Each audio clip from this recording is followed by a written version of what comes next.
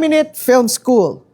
Why use a professional monitor? Professional monitors come in different sizes and features. May TV, meron ding mga computer screens. Mainly for large viewing para hindi nagkakram sa tabi ng camera. Pero how important it is to use a professional monitor like this one?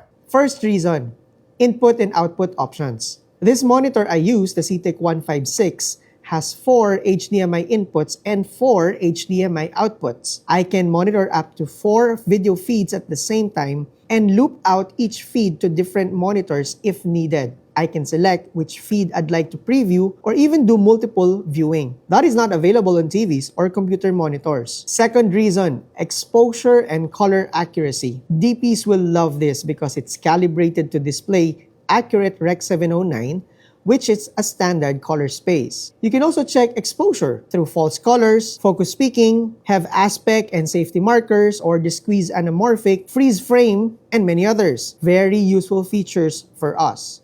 And third, you can power this through standard V-mount batteries and even do audio monitoring through a mini PL port. This monitor right here, the CTEK 8M156, functions according to the actual needs from pre-shooting to post-production, whether it's TV commercials or even live broadcast.